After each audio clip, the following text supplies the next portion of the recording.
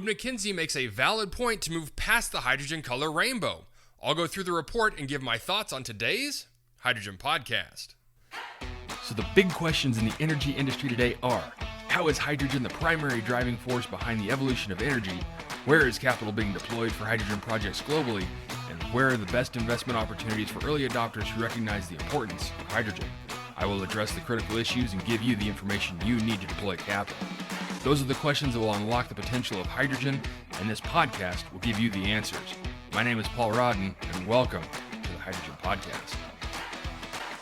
In a report from Mackenzie, Flor Lucia de la Cruz writes, "Over the rainbow, why understanding full value chain carbon intensity is trumping the color of hydrogen."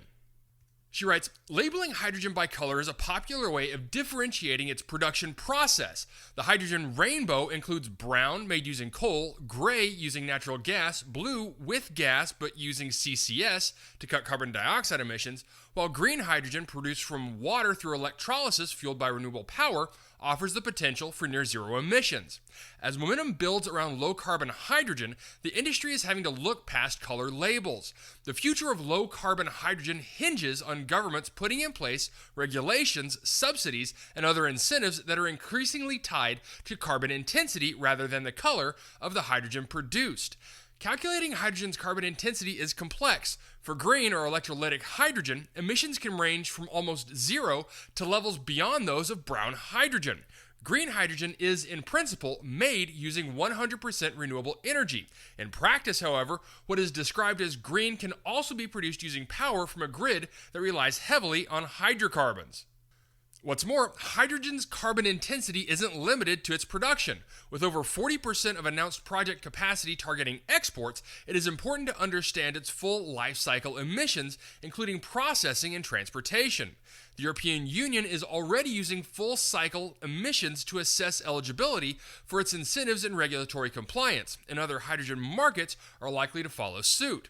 But different importers may have different incentives and standards, leading to a two-tiered low-carbon hydrogen market. The industry, therefore, requires ever more accurate project-level certification of carbon intensity as the market for low-carbon hydrogen evolves, with the sector requiring massive levels of capital investment and subsidies to support growth in supply and demand. It's time to go beyond the rainbow and establish hydrogen's true colors. The global hydrogen market today is around 90 million tons per year. Almost all of it is carbon-intensive gray or brown hydrogen. The volume and makeup of supply is about to change dramatically.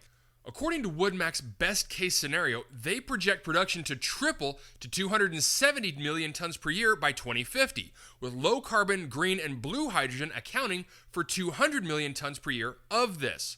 In a world on course for net zero emissions by 2050, that growth would have to be even faster.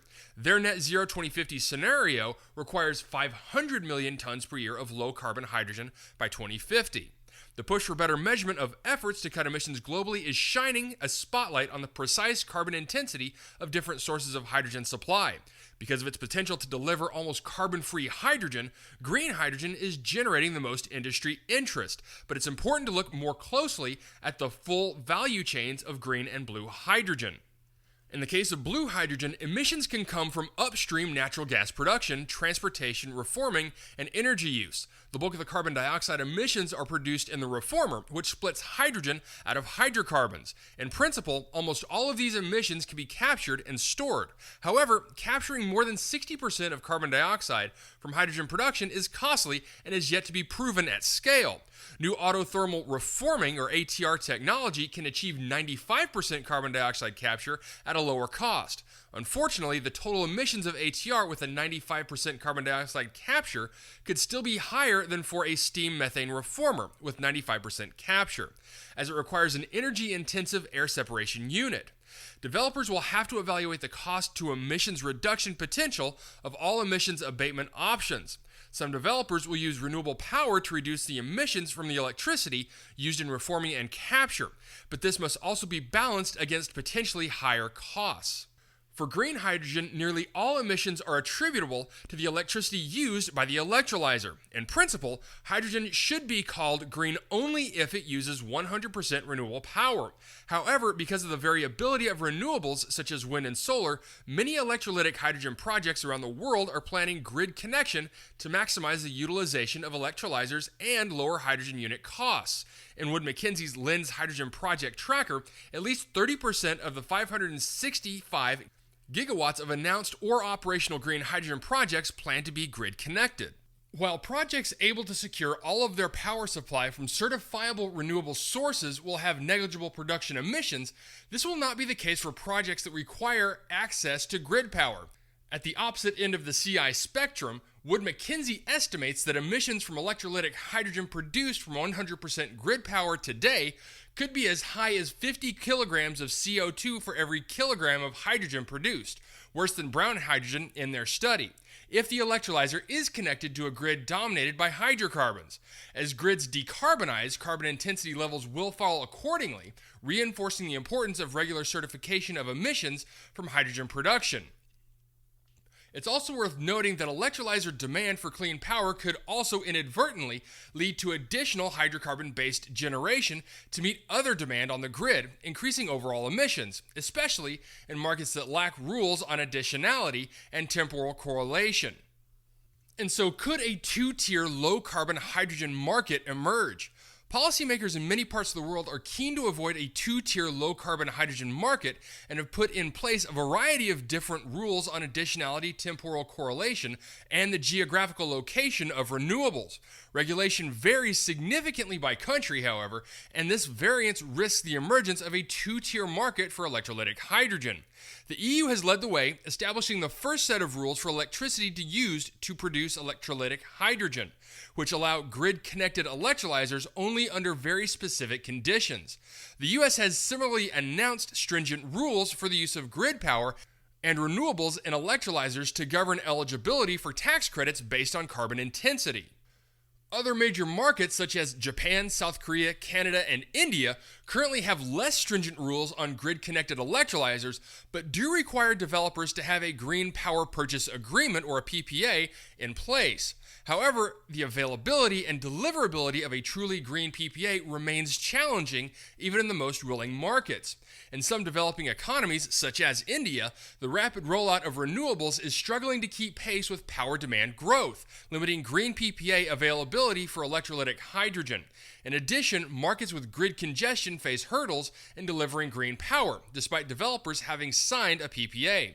In these markets, permitting some grid supply can be seen as the pragmatic approach to kickstarting the hydrogen economy. Inevitably, China will also impact the outlook for electrolytic hydrogen production. The country already has 0.3 million tons per year of grid-connected electrolyzers in operation, largely based on Chinese alkaline technology. Chinese alkaline electrolyzers have lower limits of 20% to 50% to operate safely, meaning they require some continual electrical load. PEM technology, more commercialized by Western OEMs, can operate at lower limits closer to 0%, allowing developers to mirror hydrogen production to renewable generation. But this comes at a higher cost. China's role will be critical, with the country accounting for 57% of the current 45 gigawatts of global electrolyzer manufacturing capacity and an additional 15 gigawatts planned in 2024. With China's highly competitive electrolyzer OEMs seeking to dominate the global market in a similar way to its renewable and battery manufacturers, China's low-cost and efficient alkaline electrolyzers could proliferate. This could have consequences for both technology choices and emissions. Significant expansion of grid-powered hydrogen projects operating on China's alkaline technology across price-sensitive emerging economies could result in a two-tiered hydrogen market. And so what is WoodMac's conclusion? Labeling by color has played its part in helping to define the various hydrogen production processes, but doesn't tell the whole story. Hydrogen carbon intensity varies by project and location, not simply by color. It may also change over time. efforts to minimize a project's carbon intensity throughout the value chain will impact both its costs and eligibility for subsidies. Developers will weigh up the benefits of building out the least carbon-intense molecule that can capture premium prices against focusing solely on production and targeting lower-value markets. Buyers, too, must also go beyond production and understand the emissions of the entire hydrogen supply chain. Each project, location, and supply chain has unique risks, all of which must be quantified. As demand for low-carbon hydrogen expands, it is only by understanding both projects and value chains and how these will change over time that buyers can really be sure of what they're purchasing. Okay, so a great analysis on the importance of carbon intensity and what it has when discussing hydrogen. Now, as many of you know, I am not a fan of using the color codes when talking about hydrogen generating technologies and pathways. I get that colors are an easy way to differentiate between methods, but sometimes making something simple to understand leaves out vital qualities that need to be taken into account. And this article does a good job highlighting the differences between renewable electrolysis and steam methane reforming, but the breadth of the conversation needs to go much further, including other technologies such as nuclear and geothermal electrolysis, methane pyrolysis, and geologic hydrogen. It's also important not to discount the CI score of renewables themselves. There is a heavy carbon bill associated with the development, transport, and setup of wind and solar arrays. So with all of that in flux, it becomes much more nuanced discussion of which hydrogen development pathway is best for any given project. And assuming one technology trumps all the others before taking into account all variables could lead to potential projects stopping before FID even has a chance. All right, that's it for me, everyone. If you have a second, I would really appreciate it if you could leave a good review on whatever platform it is that you listen to. Apple Podcasts, Spotify, Google, YouTube, whatever it is. That would be a tremendous help to the show. And as always, if you ever have any feedback, you're welcome to email me directly at info@thehydrogenpodcast.com. So until next time, keep your eyes up and honor one another. Hey, this is Paul. I hope you liked this podcast. If you did and want to hear more, I'd appreciate it if you would either subscribe to this channel on YouTube or connect with your favorite platform through my website at www.thehydrogenpodcast.com. Thanks for listening. I very much appreciate it. Have a great day.